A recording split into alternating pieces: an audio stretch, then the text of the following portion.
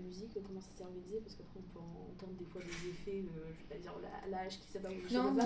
Mais là c'est pas illustratif. C'est plus la musique. Il n'y a pas le sonore. Il y a le crâne qui s'explose. Il n'y a pas d'effet sonore comme ça. C'est Non, la musique. c'est pas gore. Ou les chats qui viennent manger la pour que chaque personne se fasse Ouais, dans cette ambiance inquiétante. Sympa.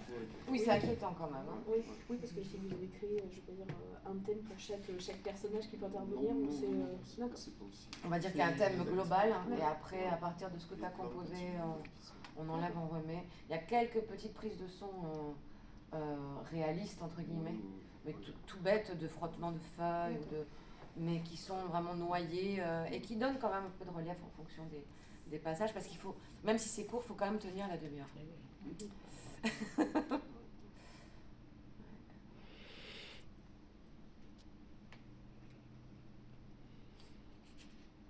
T'avais d'autres questions?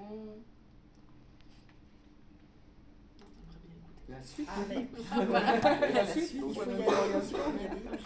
Ben, ça donne envie, ça donne vraiment envie de collaborer. Ah oui, Il y a matière à faire, effectivement. Si, en fait, juste ça vous a pris combien de temps de faire tout ça J'allais poser la même question, voilà. oui. Depuis combien de temps vous y êtes?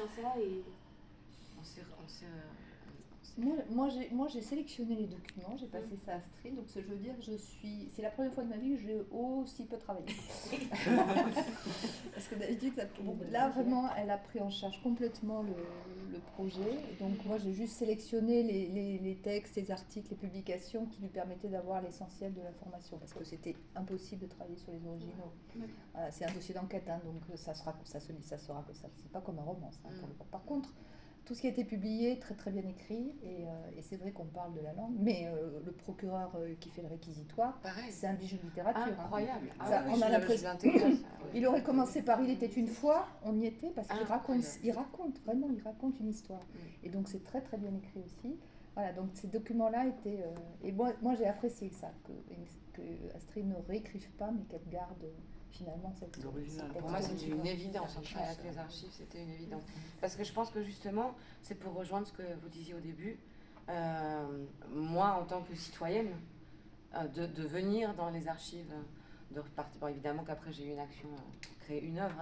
Mais je me suis dit, mais oui, mais c'est à nous, en effet. C'est notre histoire. Et si les gens, à la suite du podcast, peuvent avoir envie de venir consulter les livres, justement. Surtout que ce sera en ligne, on les a...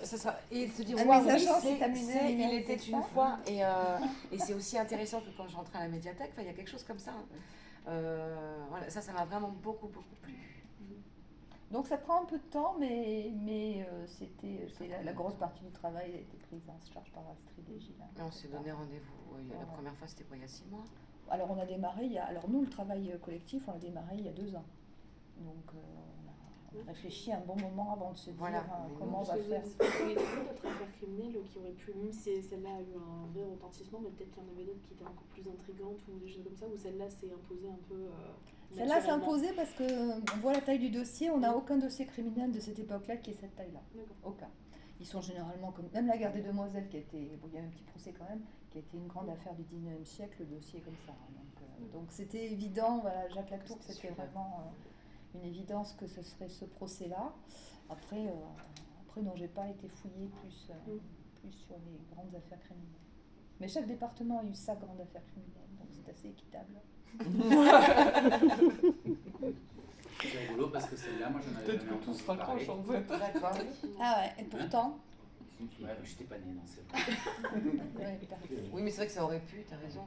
Sur Monique, pas loin. Mais on a une mémoire qui s'est perdue, hein, c'est normal. Hein. C'est normal, cette mémoire s'est perdue. Pour autant, il y a des publications régulières sur les grandes affaires criminelles de départements d'une région. Celle-ci pour l'Ariège, c'est celle-là pour l'Ariège. Hein. Oui, parce que j'ai dire peut-être que les gens du Creux, c'est redescendu. Il y a un petit fond de mémoire qui reste. Enfin, peut-être pas chez nous, pas d'ici, mais. Il faudrait demander aux gens de la Bastide de Desplaces si déjà. Ça reste. Ouais. Oui, on aurait pu faire aussi une conférence de presse là-bas. Ouais. Ça aurait pu être le même bilan qu'avant. C'est quand même l'épicentre. Non, mais je veux dire, il y a peut-être un truc à faire là-bas.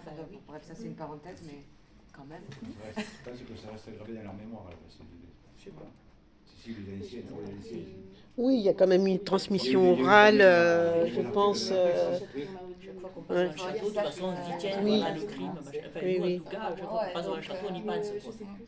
Les, voilà. Il faudrait leur dire en tous les Nouveau cas que château, la oui, commune, mais ça, je ça, sais. Non, le maire ou les restes, je sais pas. On l'a invité le maire pour la soirée. Ah, les donc quatre, il sait, donc, il est au courant. C'est déjà chouette. Voilà, l'important c'est Oui, qu'il parce soit au qu'il y a une courant. suite, hein, donc le 4 mars, On vous invite. en soirée.